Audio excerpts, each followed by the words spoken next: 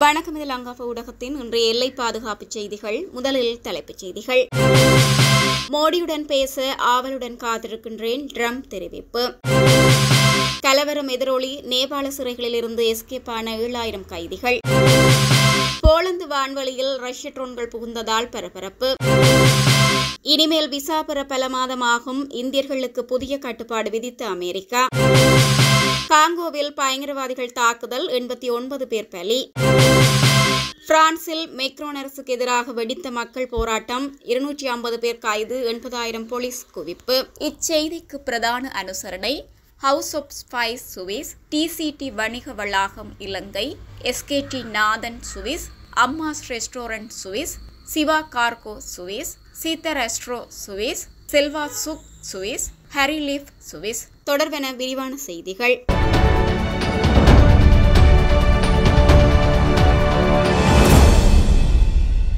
வர்த்தக விவகாரத்தில் இந்தியாவுக்கு எதிராக கடுமையான நிலைப்பாட்டில் இருந்த அமெரிக்க அதிபர் டொனால்ட் ட்ரம்ப் திடீரென சாதகமான நிலைப்பாட்டுக்கு மாறி பிரதமர் நரேந்திர மோடியுடன் பேச்சுவார்த்தை நடத்த ஆவலுடன் உள்ளதாக தெரிவித்துள்ளார். தனது ட்ருத் சமூக வலைதளத்தில் எழுதியுள்ள ட்ரம்ப், இந்தியா அமெரிக்கா இடையிலான வர்த்தக தடையை களைவதற்கான பேச்சுவார்த்தை தொடர்கிறது என்று கூறியுள்ளார். வர்த்தக பேச்சுவார்த்தையில் வெற்றிகரமான முடிவு எட்டப்படுவதற்கு எந்த சிக்கலும் இருக்காது என்பதை மகிழ்ச்சியுடன் தெரிவித்துக் கொள்வதாகவும் ட்ரம்ப் தெரிவித்துள்ளார். மிகச்சிறந்த நண்பரான பிரதமர் நரேந்திர மோடியுடன் வரும் வாரங்களில் பேச்சுவார்த்தை நடத்த ஆவலுடன் காத்திருப்பதாகவும், இதற்கு உடனடியாக எக்ஸ் வலைத்தளம் மூலம் பதிலளித்துள்ள பிரதமர் மோடி, அமெரிக்க அதிபர் டொனால்ட் ட்ரம்புடன் பேச்சுவார்த்தை நடத்த ஆவலுடன் காத்திருப்பதாகவும் தெரிவித்துள்ளார். இந்தியா அமெரிக்கா இடையிலான வர்த்தக பேச்சுவார்த்தை இரு நாடுகளுக்கும் எல்லையில்லா வாய்ப்புகளை உருவாக்கி கொடுக்கும் என்றும் மோடி கூறியுள்ளார். ஊழல், வேலைவாய்ப்பின்மை உட்பட பல்வேறு பிரச்சினைகளை முன்வைத்து நேபாள அரசுக்கு எதிராக இளைஞர்கள் போராட்டத்தில் ஈடுபட்டனர். சமூக வலைதளங்களை அந்நாட்டு அரசு முடக்கியது போராட்டத்திற்கு முக்கிய காரணமாக அமைந்தது. மேலும் நேபாளத்தில் ஆட்சி மாற்றம் வேண்டும் என்ற கோரிக்கையுடன் போராட்டத்தில் ஈடுபட்டனர். போராட்டக்காரர்களை தடுக்க முற்பட்டதால் ஏற்பட்ட கலவரத்தால் பாராளுமன்றம், பிரதமர், ஜனாதிபதி வீடுகள் தீ வைத்து எரிக்கப்பட்டன. இந்த கலவரத்தில் போராட்டக்காரர்கள் 22 பேர் உயிரிழந்துள்ளனர். கலவரம் தீவிரமானதால் ஜனாதிபதி ராம் சந்திர பவுடல், பிரதமர் KP சர்மா ஒலி உட்பட பலர் தங்களது பதவியை ராஜினாமா செய்தனர். இதனால் ராணுவம் கட்டுப்பாட்டில் நேபாளம் சென்றுள்ளது. இந்த நிலையில் அரசுக்கு எதிராக நடைபெற்ற போராட்டம் மற்றும் கலவரத்தில் நாடு முழுவதும் பல்வேறு சிறைகளில் அடைக்கப்பட்டிருந்த சுமார் 7000 கைதிகள் தப்பிச் சென்றதாக தகவல் வெளியாகியது. சிறைகளிலிருந்து தப்ப முயன்ற 5 பேர் பாதுகாப்பு படையினரால் சுட்டுக் கொல்லப்பட்டனர் எனவும் தகவல் வெளியானது. தப்பியோடிய கைதிகளை மீண்டும் கைது செய்ய ராணுவம் நடவடிக்கை எடுத்து வருகின்றது. ரஷ்யா உக்ரைன் இடையான போர் 3 ஆண்டுகளுக்கு மேலாக நீடித்துக் கொண்டிருக்கிறது. இந்த நிலையில் உக்ரைன் மீது தாக்குதல் நடத்திய சில ட்ரோன்கள் போலந்து நாட்டுக்குள் ஊடுருவின. இதையடுத்து அந்த ட்ரோன்களை சுட்டு வீழ்த்தியதாக போலந்து ராணுவம் தெரிவித்தது. நேட்டோ ராணுவ கூட்டமைப்பில் போலந்து உறுப்பினராக உள்ளது. இந்த கூட்டமைப்பில் ஒரு நாட்டுக்கு எதிரான தாக்குதல் அல்லது போர் செயற்பாடு ஒட்டுமொத்த கூட்டமைப்புக்கும் எதிரான செயலாக கருதப்படும். அந்த நாட்டுக்கு ஆதரவாக அனைத்து நாடுகளும் போரில் களமிறக்கலாம். இதனையடுத்து ரஷ்யாவுக்கு உரிய பதிலடி கொடுக்க வேண்டும் என நேட்டோ அமைப்பை உக்ரைன், போலந்து வலியுறுத்தியுள்ளது. அமெரிக்க அதிபர் டொனால்ட் ட்ரம்ப் நிர்வாகத்தின் கடுமையான விசா நடைமுறைகள், வெளிநாட்டவர் மீதான அடக்குமுறை ஆகியவை நாளுக்கு நாள் மோசமடைந்த வண்ணம் உள்ளன. இந்த நிலையில் கடந்த ஆண்டுடன் ஒப்பிடுகையில் 2025 ஜூன் வரை அமெரிக்கா செல்லும் இந்தியர்களின் எண்ணிக்கை கணிசமாக குறைந்துள்ளது. 2001க்கு பிறகு கடந்த 24 ஆண்டுகளுக்கு பிறகு இந்த எண்ணிக்கையில் இந்த அளவு சரிவு ஏற்பட்டுள்ளது. அமெரிக்க வர்த்தகத்துறையின் தேசிய சுற்றுலா நிர்வாகத்தின் தரவுகள் மூலம் இது தெரிய வந்துள்ளது. இந்த நிலையில் அமெரிக்காவுக்கு செல்ல விசா பெறும் முறைக்கு அந்நாட்டு அரசு விதித்துள்ள புதிய கட்டுப்பாடுகள் காரணமாக வெளிநாடு வாழ் இந்தியர்கள் விசா பெற பல மாதங்கள் காத்திருக்கும் சூழல் ஏற்பட்டுள்ளது. உதாரணமாக, ஜெர்மனியில் வசிக்கும் இந்தியர் ஒருவர் விசா பெற வேண்டுமெனின் தங்களது சொந்த நாடான இந்தியாவிலிருந்தே விண்ணப்பிக்க வேண்டும் என அமெரிக்கா கட்டுப்பாடு விதிக்கப்பட்டுள்ளது.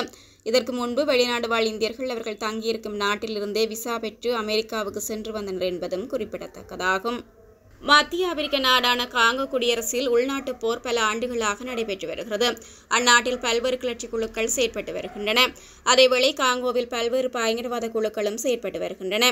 கிளர்ச்சி குழுக்கள், பயங்கரவாத குழுக்கள் அவ்வப்போது பொதுமக்கள் மீதும் பாதுகாப்பு படையினர் மீதும் தாக்குதல் நடத்தி வருகின்றன. இதனிடையே காங்கோ உகாண்டா எல்லையில் கூட்டணி ஜனநாயக படை என்ற பயங்கரவாத அமைப்பு செயற்பட்டு வருகிறது. IS பயங்கரவாத அமைப்பின் கிளை அமைப்பான கூட்டணி ஜனநாயக படை காங்கோவில் பயங்கரவாத தாக்குதல்களை நடத்தி வருகிறது.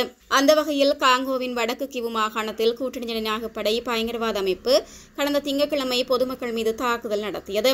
இந்த தாக்குதலில் பொதுமக்கள் 89 பேர் உயிரிழந்தனர். மேலும் பலர் படுகாயமடைந்தனர்.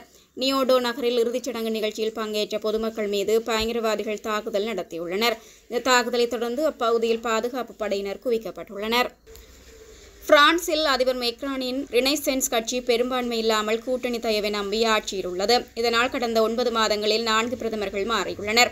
இதற்கிடையே பொது விடுமுறை நாட்களை குறைத்தல், ஓய்வூதிய தொகையை உயர்த்தாதது, மருத்துவம், கல்வி, வீட்டு வசதி, மானியங்கள் போன்ற மக்களுக்கு அரசு வழங்கும் நலத்திட்டங்களுக்கான நிதி குறைப்பு உள்ளிட்ட அம்சங்கள் அடங்கிய மசோதாவை நிறைவேற்ற அரசு தீவிரம் காட்டி வருகிறது.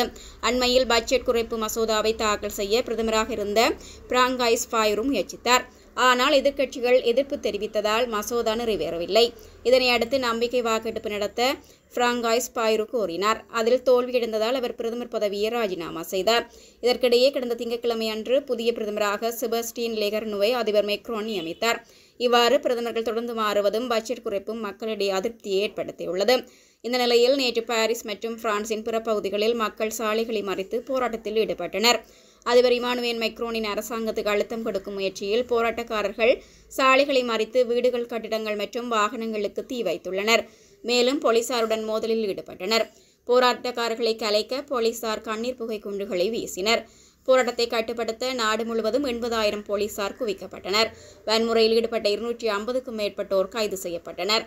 இதற்கிடையே பட்ஜெட் குறைப்புக்கு எதிராக வரும் 18ஆம் தேதி அனைத்து தொழிற்சங்கங்களும் வேலைநிறுத்தத்துக்கு அழைப்பு விடுத்துள்ளன. சுவிட்சர்லாந்துல வீடு வாங்க போறீங்க, இல்ல ஆல்ரெடி உங்களுக்கு அங்க வீடு இருக்குன்னா இந்த வீடியோ உங்களுக்காக தான். ஸோ ஸ்கிப் பண்ணாம ஃபுல்லா பாருங்க. ஒரு மனிதனுக்கு வீடு அப்படிங்கிறது ரொம்பவே அத்தியாவசிய தேவை. அத்தியாவசிய தேவைகள்ல முக்கியமான பங்கு வகிக்கிறதே இந்த வீடு தான். ஸோ அப்படி வீடு வாங்குறது, விற்கிறது, இது சம்பந்தமா உங்களுக்கு இருக்கிற நிறைய ப்ராப்ளத்துக்கு சொல்யூஷன் தர ஒரே இடம் தான் உங்கள் செல்வாசக். Your future our vision. இப்போ சுவிட்சர்லாந்துல வீட்டோட வட்டி விகிதத்துல நல்ல மாற்றம் வந்திருக்கு, நிறைய குறைஞ்சிருக்கு. ஸோ நீங்க ஏதாவது அக்ரிமெண்ட் போட்டு வச்சிருக்கீங்கன்னா இப்பவே அதை ரெனிவல் பண்ணி மாற்றி வச்சுக்கிட்டீங்கன்னா உங்களுக்கு நிறைய ப்ராஃபிட்ஸ் இருக்கும். ஸோ இது சம்பந்தமா உங்களுக்கு ஏதாவது அப்டேட்ஸ் வேணும், இந்த மாற்றத்துல உங்களுக்கு ஏதாவது டவுட் இருக்கு அப்படின்னா மறக்காம ஸ்கிரீன்ல தெரிய நம்பருக்கு கால் பண்ணுங்க. சுவிட்சர்லாந்துல நீங்க வீடு வாங்கணும், இல்ல வீடு விற்கணும், அந்த மாதிரி ஏதாவது உங்களுக்கு தேவைகள் இருந்தா மறக்காம எங்களை காண்டாக்ட் பண்ணுங்க. உங்களோட எல்லா தேவைகளையும் உங்க ஃபேமிலியில ஒரு மெம்பரா இருந்து நாங்க பார்த்து பண்ணி கொடுப்போம். இது உங்கள் செல்வாசக். இச்செய்திகளுக்கு பிரதான அனுசரணை செல்வாசக் இமோபிலியன், சுவிஸ் நாட்டில் முன்னணி நிறுவனம்.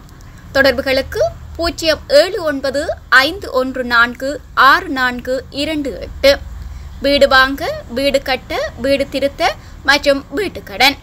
Your future our vision. இது போன்ற மேலும் பல முக்கிய சுவாரஸ்யமான செய்திகளை அறிந்து கொள்ள லங்காஃபோ யூடியூப் சேனலை சப்ஸ்கிரைப் பண்ணுங்கள். எமது செய்திகள் உடனடியாக கிடைக்க பெல் பட்டனை அழுத்துங்கள்.